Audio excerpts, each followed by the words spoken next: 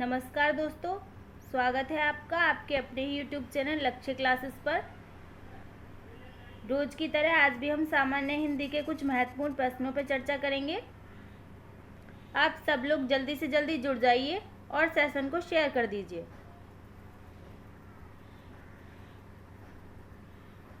जल्दी से जल्दी सभी लोग जुड़ जाइए और सेशन को शेयर कर दीजिए।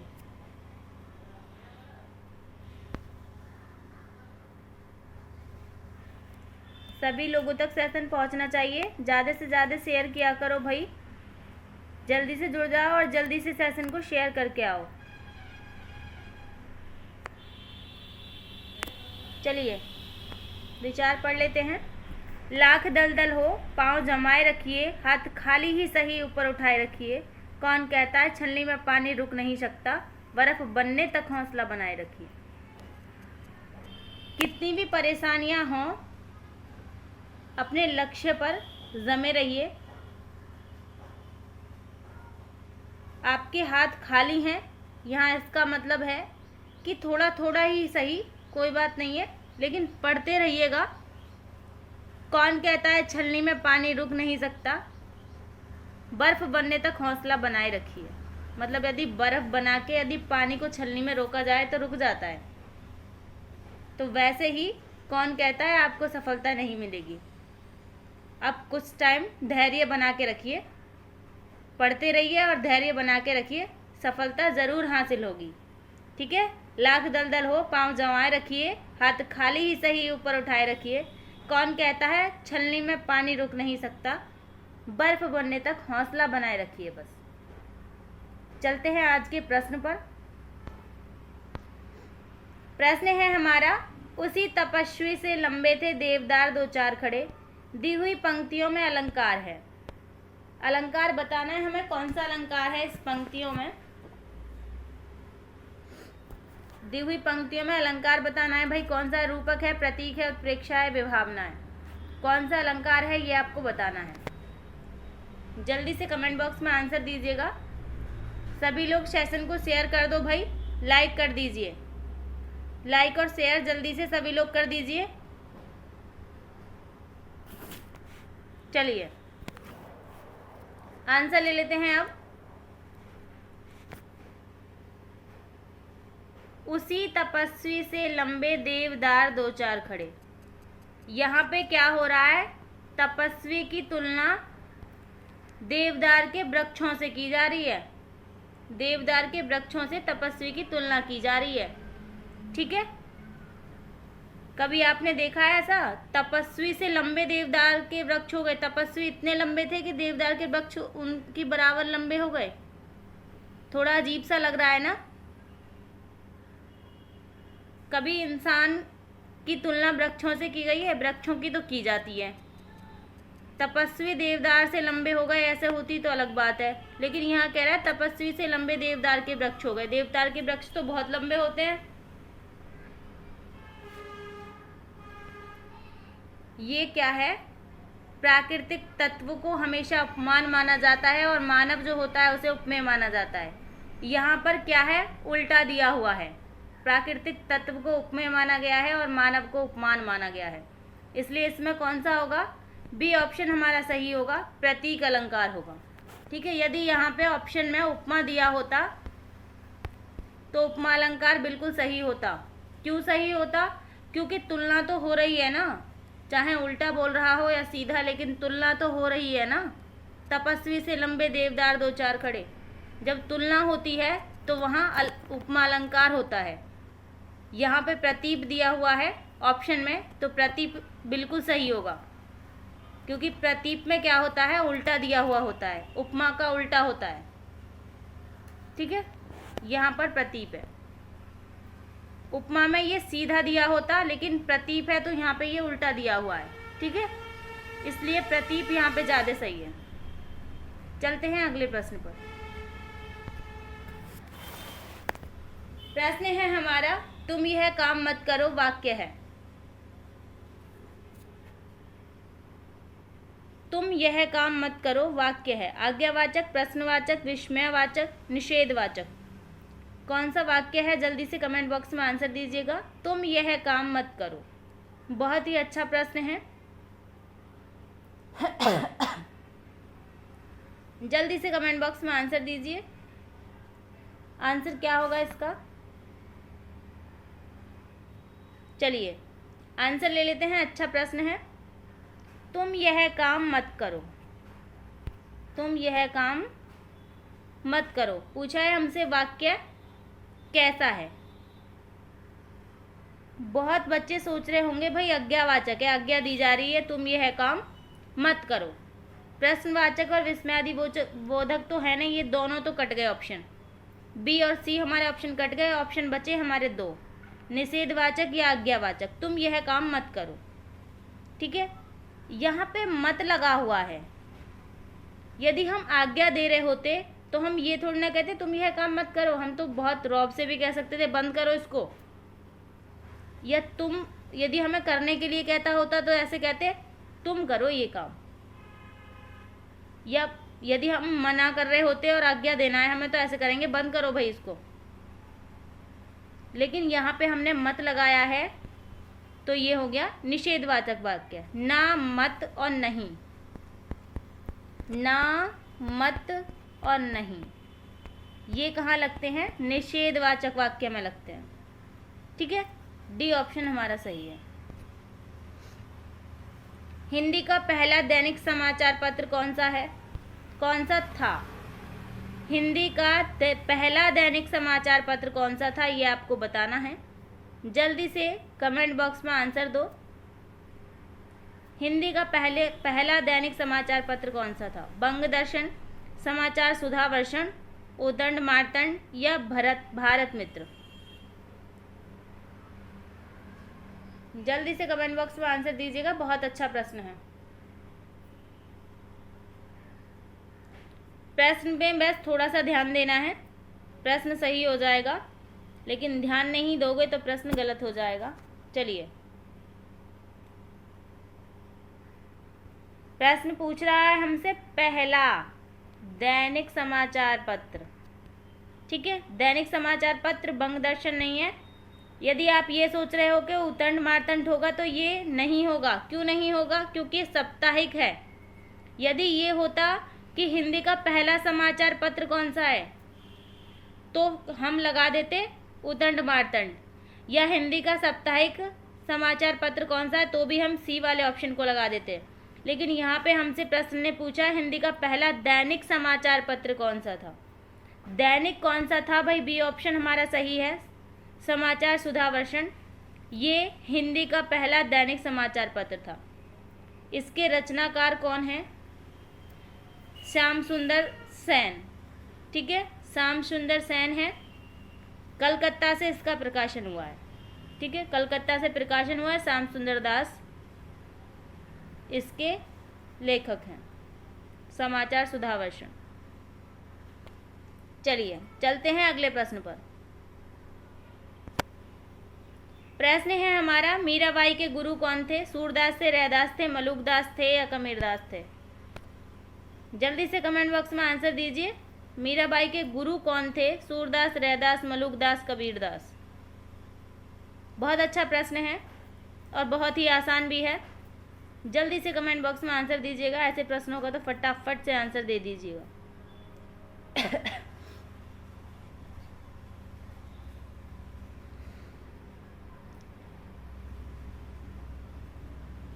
चलिए आंसर ले लेते हैं, क्या होगा?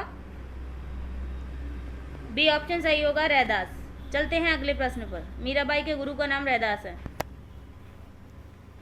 प्रश्न है हमारा मीराबाई की रचना नहीं है। कौन सी मीराबाई की रचना नहीं है ये हमें बताना है।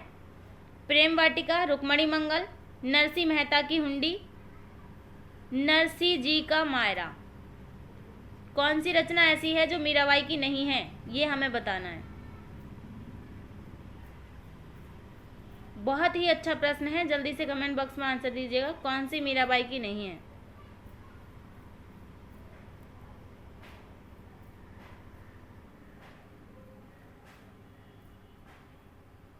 अधिकतर सब सोच रहे होंगे नाम देख के कि ये तो भाई मीराबाई की जरूर होनी चाहिए, है ना। नरसी जी का मायरा मीराबाई की है। नरसी मेहता की हुंडी भी मीराबाई की है, रुक्मणी मंगल भी मीराबाई की है, लेकिन ए ऑप्शन हमारा सही है। प्रेम वाटिका मीराबाई की नहीं है, नाम से ऐसा लग रहा होगा जैसे मीराबाई की है, लेकिन ये मीराबाई की नहीं है प्रेम वाटिका। ये किसकी है? रस खान की है भाई, ठीक है, रस खान की है ये रचना, मीराबाई की नहीं है। चलते हैं अगले प्रश्न पर। प्रश्न है हमारा, उपमेय को जिसके समान बतलाया जाता है उसे कहते हैं। उपमेय को जिसके समान बतलाया जाता है उसे क्या कहते हैं? साधारण धर्म कहते हैं, उपमान कहते हैं, उपमेय कहते हैं, या सादृश्यवाचक कहते हैं? क्या कहते हैं ये आपको बताना है। जल्दी से कमेंट बॉक्स में आंसर दीजिएगा, बहुत ही अच्छा प्रश्न है। इसको समझने के लिए हम थोड़ा सा लिख लेते हैं, इतना आप आंसर दीजिए। पीपर पात सरिष मंडोला,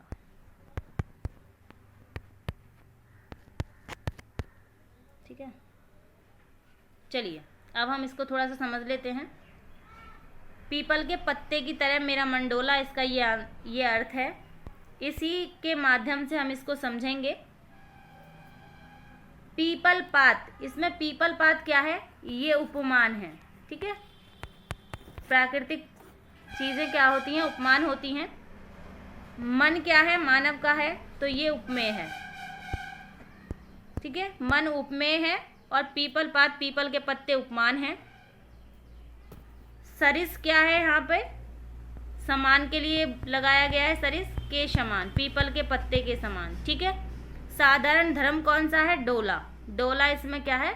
साधारण धर्म, क्योंकि ये दोनों में एक समान कार्य कर रहा है।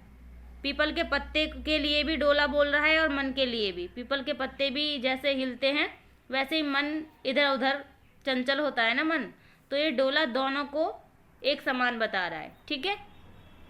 अब देख लेते हैं आंसर, इससे हमने समझ लिया है। उपमेय को जिसके समान बताया जाता है, उपमेय को जिसके समान, मन को किसके समान बताया गया था? पीपल के पत्ते के समान, उसे क्या कहते हैं? उपमान कहते हैं। बी ऑप्शन हमारा सही है। उपमेय उसे कहते हैं जिसकी उपमा दी जाए।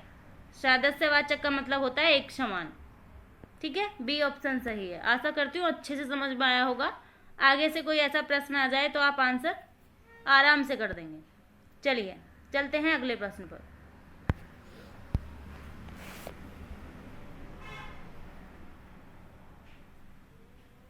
चलिए प्रश्न है हमारा, 55 शब्द में कौन सा समास है? 55 शब्द का समास बताना है भाई। बहुत ही अच्छा प्रश्न है। द्वंद्व समास है, द्विगु समास है, बहुब्रीहि समास है, कर्मधारय समास है। 55 शब्द में कौन सा समास है? बहुत ही अच्छा प्रश्न है। 55, बहुत लोगों का ये प्रश्न गलत होने वाला है भाई, इसलिए आपको ध्यान से पढ़ना है, ध्यान से देखना है, ध्यान से आंसर लगाना है। चलिए प्रश्न सभी मैं बहुत अच्छे लेती हूँ, जो मुझे लगता है कि इससे कुछ सीखने को मिल सकता है, मैं वही प्रश्न लेती हूँ। अब आंसर देख लेते हैं क्या होगा। कर्मधारय नहीं होगा भाई, बहुब्रीहि भी नहीं होगा, द्विगु और द्वंद्व में थोड़ी सी लड़ाई है। अब देख लेते हैं लड़ाई में कौन जीतेगा। द्विगु ऑप्शन हमारा ये कहता है कि संख्यावाचक होने चाहिए, ठीक है। पहला पद संख्यावाचक हो। भाई पहला पद संख्यावाचक तो है इसमें, इसका पहले विग्रह कर लेते हैं, इनकी लड़ाई तब शांत होगी, ठीक है। इसका 55 का विग्रह क्या होगा? 50 और 5, 50 और 5 ही तो 55 होते हैं भाई। यदि यहाँ और ना आता तो यहाँ द्विगु समास होता, लेकिन यहाँ और आया है इनका विग्रह करने पर 50 और 5, तो यहाँ क्या है? द्वंद्व समास है, ठीक है। 55 शब्द में कौन सा समास है? द्वंद्व समास है। यदि विग्रह करने पर और ना आया होता, कोई ऐसा शब्द होता जिसमें विग्रह करने पर और ना आता, तो क्या होता? द्विगु समास होता। चलिए द्वंद्व समास है भाई, ध्यान देना है आपको। आगे से ऐसा कोई भी प्रश्न आ जाए तो द्वंद्व समास है 55 शब्द में। चलिए आंसर प्रश्न है हमारा, मुकुट शब्द निम्नलिखित में से किस कोटि का है? तत्सम है, देशज है, तद्भव है, संकर है। जल्दी से कमेंट बॉक्स में आंसर दीजिएगा, मुकुट शब्द निम्नलिखित में से किस कोटि का है?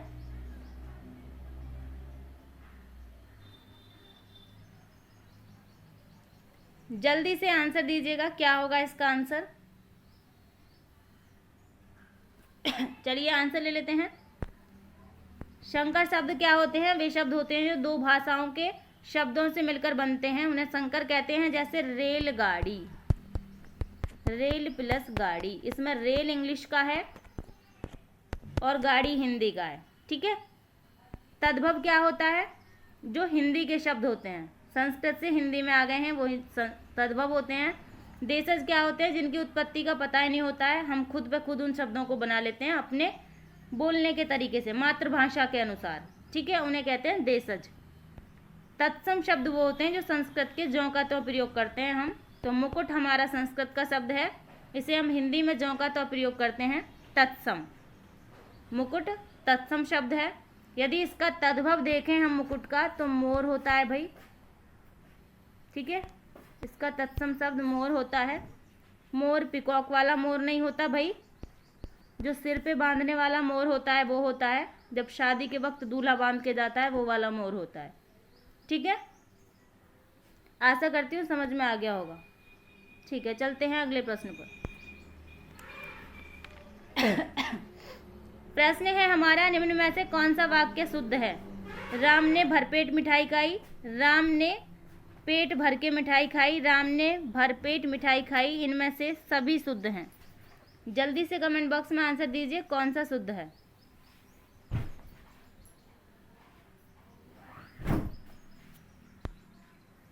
जल्दी से आंसर दीजिएगा, कौन सा शुद्ध है इनमें से? चलिए आंसर ले लेते हैं, क्या होगा? राम ने पेट भर मिठाई खाई, गलत होगा ये। राम ने पेट भर के मिठाई खाई, ये भी गलत होगा। राम ने भरपेट मिठाई खाई, पेट भर नहीं होता है भाई, सी ऑप्शन हमारा सही है। पेट भर नहीं होता है, भर पेट होता है, ठीक है। पेट भर नहीं होता है, भर पेट होता है। भर पेट का मतलब है पेट भरकर, ठीक है, सी ऑप्शन हमारा सही है। चलते हैं अगले प्रश्न पर। प्रश्न है हमारा, जीने की इच्छा को क्या कहते हैं? जल्दी से कमेंट बॉक्स में आंसर दीजिएगा, बहुत ही अच्छा प्रश्न है। जीने की इच्छा को क्या कहते हैं? जिजीविषा कहते हैं, जिज्ञासु कहते हैं, जिज्ञासा कहते हैं, या ज्ञातज्ञ कहते हैं? जीने की इच्छा को क्या कहते हैं? जल्दी से कमेंट बॉक्स में आंसर दीजिएगा।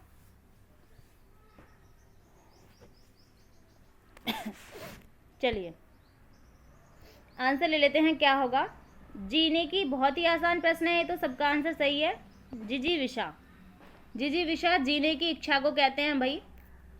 जिज्ञासु जानने की इच्छा रखने वाले को कहते हैं। जिज्ञासा जानने या ज्ञान प्राप्त करने की इच्छा को कहते हैं, ठीक है।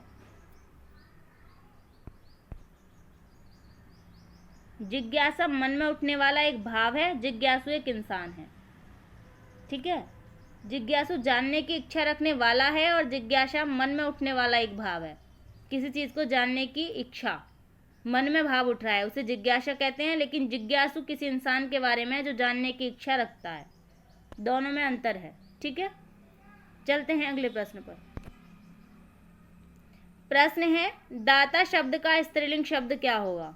दाती होगा, दांत होगा, दात्री होगा, या धात्री होगा? जल्दी से कमेंट बॉक्स में आंसर दीजिएगा, बहुत ही अच्छा प्रश्न है ये। दाता शब्द का स्त्रीलिंग क्या होगा?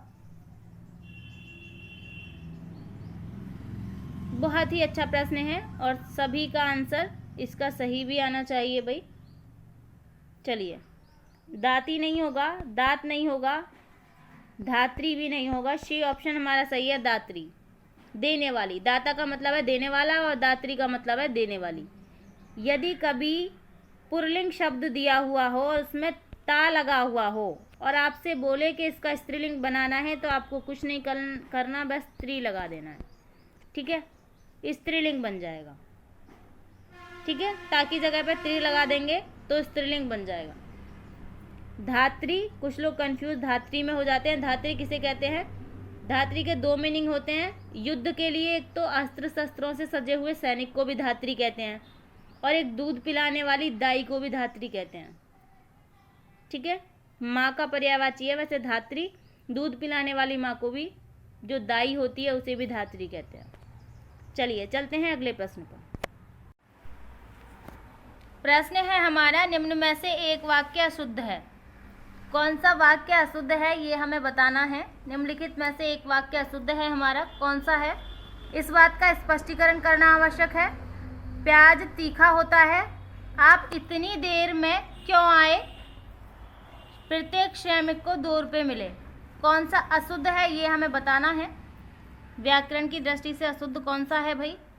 जल्दी से कमेंट बॉक्स में आंसर दीजिएगा, कौन सा अशुद्ध है इनमें।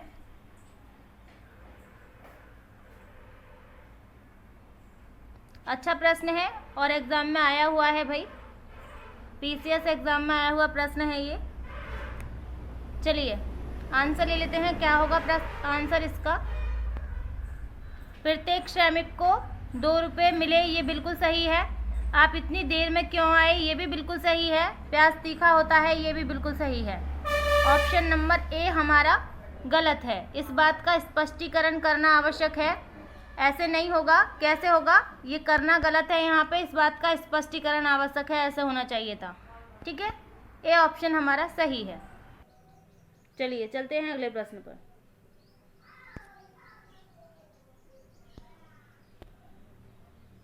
प्रश्न है हमारा, रमेश फल खाएगा, इस वाक्य का कर्म वाच्य रूप है।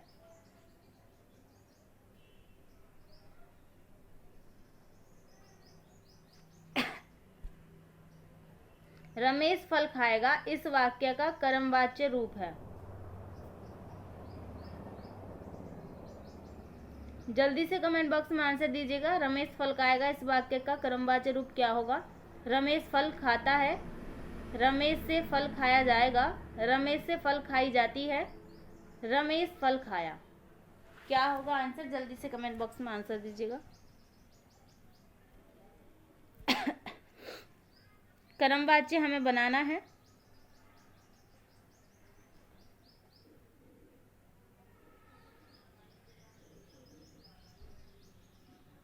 चलिए आंसर ले लेते हैं, क्या होगा?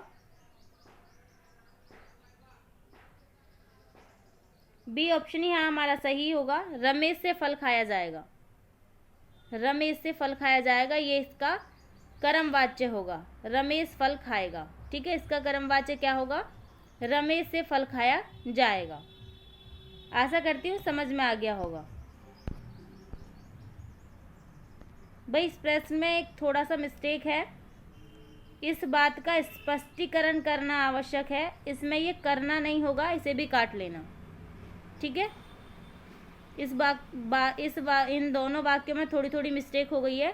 ये करना यहाँ पे नहीं लिखना था, इस बात का स्पष्टीकरण आवश्यक है, ये होना चाहिए था। ठीक है, चलो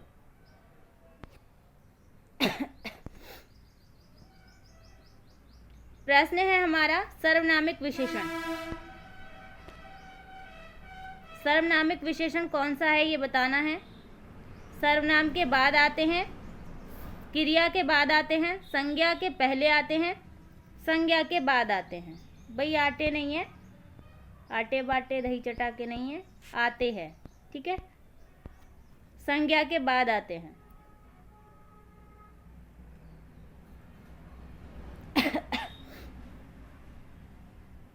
संज्ञा के बाद आते हैं।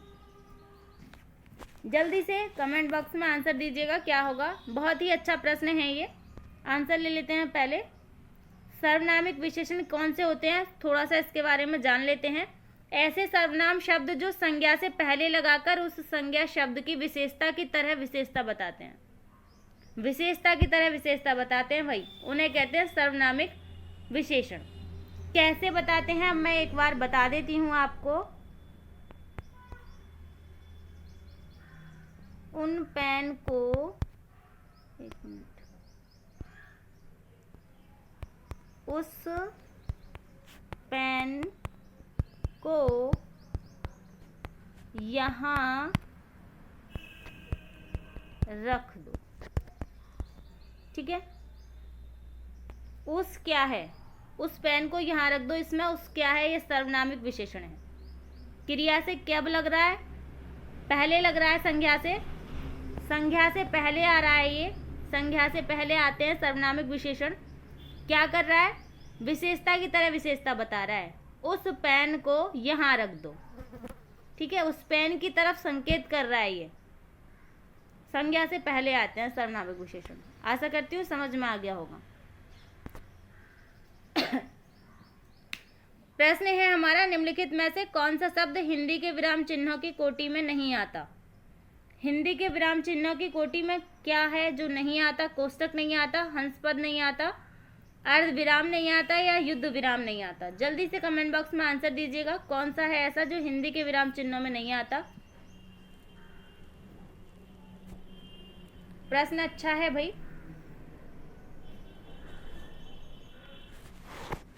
प्रश्न अच्छा है, जल्दी से कमेंट बॉक्स में आंसर दीजिएगा। पैड में एक प्रश्न जरूर आना है ऐसा। चलिए आंसर ले लेते हैं। कोष्टक चिन्ह जो होता है, छोटा, मझला, बड़ा, ये क्या होता है हिंदी में, कौन सा वाला कोष्टक होता है इनमें से हिंदी में, ये वाला। ये सब क्या है, ये गणित के हैं। ये वाला कोष्टक जो है ये हिंदी का है। ठीक है, जब हम किसी कोटेशन वगैरह को लिखते हैं तब इसे लगाते हैं। ठीक है, या कोई महत्वपूर्ण बात होती है या किसी के बारे में दूसरा अर्थ होता है तब भी इसे लगाते हैं। हंस पद जो होता है, इस वाले चिन्ह को हंस पद कहते हैं। ठीक है, इसे भी लगाते हैं हिंदी में। अर्ध विराम आप जानते ही हैं, अर्ध विराम को भी लगाते हैं हिंदी में। डी ऑप्शन हमारा गलत है, युद्ध विराम इसको नहीं लगाते। ठीक है, युद्ध विराम चिन्ह जो है ये हिंदी में नहीं आता। चलते हैं अगले प्रश्न पर। प्रश्न है हमारा, शुभेच्छा का संधि विच्छेद है। एकदम आसान प्रश्न है भाई, इससे आसान क्या ही कोई प्रश्न होगा। शुभेच्छा का संधि विच्छेद बताना है हमें, और ये भी बताना है शुभेच्छा शब्द में संधि कौन सी है। जल्दी से कमेंट बॉक्स में आंसर दीजिएगा। सुधन इच्छा, शुभ धन इच्छा, शुभ धन येच्छा, शुभ धन अच्छा, क्या होगा शुभेच्छा का संधि विच्छेद। चलिए आंसर ले लेते हैं, क्या होगा। अच्छा प्रश्न है बहुत ये। शुभेच्छा शब्द में कौन सी संधि होगी भाई, एक सिंगल एक ही मात्रा है तो गुण संधि होगी। बी ऑप्शन सही होगा, शुभ धन इच्छा। ठीक है, चलते हैं अगले प्रश्न पर। व्याकरण की दृष्टि से निम्नलिखित में से कौन सा शुद्ध है। शुद्ध बताना है भाई हमें। मेरे को आपका काम बहुत पसंद है भाई, यहाँ पे पसंद लिख लेना। पसंद है, वह आदमी अच्छा नहीं है, एक दूध का गिलास दो, प्रत्येक चित्र बुरे नहीं होते। कौन सा शुद्ध है ये बताइए।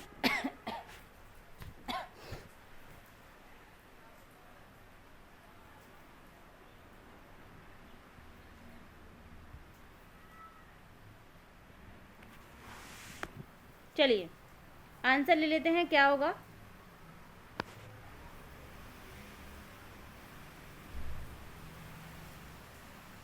शुद्ध हमें देखना है यहाँ पे। बी ऑप्शन हमारा बिल्कुल सही है, वह आदमी अच्छा नहीं है, ये बिल्कुल शुद्ध है। बाकी सब में मिस्टेक है। मेरे को, ये तो आपको पता ही है, मेरे को तेरे को ये गलत होता है। ये स्टाइल वाला तो बिल्कुल गलत होता है। क्या होता है, मुझे आपका काम बहुत पसंद है, ऐसे सही होता। या एक गिलास दूध दीजिए, ये सही होता। प्रत्येक चित्र बुरे नहीं होते, ये नहीं होता। इसकी जगह पे क्या होता, सभी चित्र बुरे नहीं होते। ठीक है, ऐसे हम लिख सकते थे। चलिए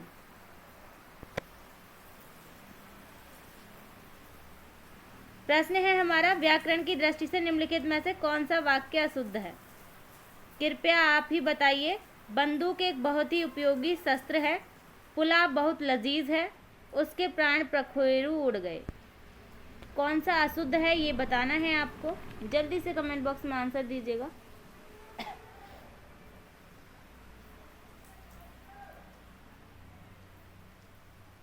जल्दी से आंसर दीजिएगा कौन सा इसका आंसर सही होगा। ये मैंने पढ़ाया है भाई पहले भी। चलिए आंसर ले लेते हैं, क्या होगा इसका आंसर। बंदूक एक बहुत उपयोगी शस्त्र है। बी ऑप्शन हमारा गलत है। बंदूक क्या है, शस्त्र नहीं है, अस्त्र है। ठीक है, अस्त्र है बंदूक, शस्त्र नहीं है। क्योंकि बंदूक अस्त्र क्या होता है, डंडा अस्त्र होता है, जिसे हम खड़े खड़े ही प्रयोग कर दें। किसी को मारना हो तो तुरंत उठा के मार दिया। तलवार किसी को मारना हो तुरंत उठा के मार दिया। त्रिशूल किसी को मारना हो यूं उठा के मार दिया। बंदूक क्या है, हम चलाते हैं और दूर जाके लगेगी किसी को। ऐसा नहीं है बगल में खड़ा है चक्कू मार दिया, उठाया और मार दिया। ठीक है, उसको हम खटका दबाएंगे और गोली निकल के जाएगी जब जाके लगेगी उसको। ठीक है, बंदूक क्या है, अस्त्र है, इसलिए ये गलत है हमारा। चलते हैं अगले प्रश्न पर। प्रश्न है हमारा, यथोचित किस समास का उदाहरण है। यथोचित शब्द दिया हुआ है और हमसे पूछा है किस समास का उदाहरण है। जल्दी से कमेंट बॉक्स में आंसर दीजिएगा। द्वंद्व समास, अव्ययीभाव समास, तत्पुरुष समास, द्विगु समास। भाई बारिश आ गई है, यदि थोड़ी बहुत आवाज़ भी आ रही हो तो कोई दिक्कत नहीं है। अब आ गई है तो क्या ही कर सकते हैं, रिकॉर्डेड है, थोड़ी आवाज़ आ रही होगी, कोई दिक्कत नहीं है। चलिए आंसर ले लेते हैं। यथोचित का अर्थ सबसे पहले हम जानेंगे क्या होगा। जैसे उचित हो वैसा। ठीक है, यथोचित कहते हैं जैसे उचित हो वैसा। इसका समास विग्रह क्या होगा, यथा धन उचित। ठीक है, ये इसका समास विग्रह होगा। बी ऑप्शन हमारा सही है, क्योंकि यथा हमारा अव्यय है, उपसर्ग है। ठीक है, अव्यय भाव समास है इसमें, यथोचित में। चलते हैं अगले प्रश्न पर। प्रश्न है हमारा, निम्नलिखित में से कौन सा द्विगु समास का उदाहरण है। द्विगु समास का उदाहरण हमें बताना है। आज के सेशन का लास्ट प्रश्न है। बहुत ही मतलब आसान तो नहीं कहूँगी, लेकिन बहुत अच्छा प्रश्न है। एक प्रश्न से कम 5-6 प्रश्न आपको मिलने वाले हैं इस वाले प्रश्न से। ये बहुत अच्छा प्रश्न है। भला बुरा, पंसेरी, नवयुवक, बखूबी। द्विगु समास का उदाहरण कौन सा है ये आपको बताना है। जल्दी से कमेंट बॉक्स में आंसर दीजिएगा। लास्ट प्रश्न है, लेकिन बहुत चटपटा प्रश्न है, इसका टेस्ट करके जाइएगा। चलिए जल्दी से कमेंट बॉक्स में आंसर दीजिएगा, फिर मैं आपको आंसर बताती हूँ।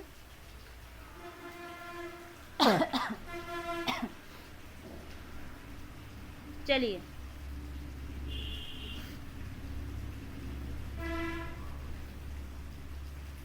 द्विगु समास का उदाहरण हमसे पूछा है। सबसे पहले ही देख लेते हैं हम भला बुरा। भला बुरा क्या होता है, द्वंद्व समास होता है, क्योंकि इसको कैसे विग्रह करेंगे, भला और बुरा।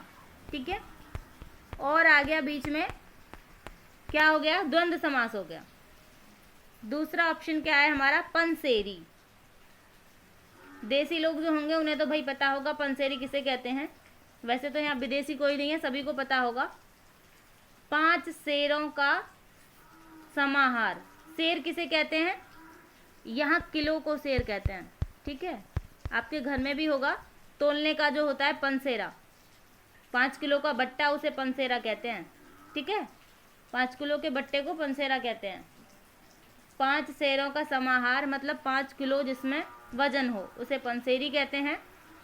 अब पंसेरी में 5 आ गया तो ये क्या हो गया, द्विगु समास का उदाहरण है भाई। नवयुवक को देख लेते हैं हम किस समास का उदाहरण है, कर्मधारय समास का उदाहरण है। कैसे, नव है जो युवक। कर्मधारय समास का उदाहरण नव है जो युवक। युवक की विशेषता है कि वो नव है। नव का मतलब यहाँ यंग से है, जवान से है। ठीक है, नव है जो युवक, युवक की विशेषता है नव। बखूबी शब्द में देख लेते हैं कौन सा समास है। बखूबी शब्द में अव्ययीभाव समास है, क्योंकि बै उपसर्ग लगा हुआ है। बखूबी इसका अर्थ होता है भली भांति या अच्छी तरह से। आशा करती हूँ आपकी समझ में अच्छे से आया होगा, और ऐसा प्रश्न कभी भी एग्ज़ाम में आ जाएगा तो आप सही करेंगे। आपको जो भी कन्फ्यूजन हो आप कमेंट बॉक्स में दे सकते हैं। इतनी देर तक बने रहने के लिए धन्यवाद। लाइक शेयर सब्सक्राइब करते रहिएगा।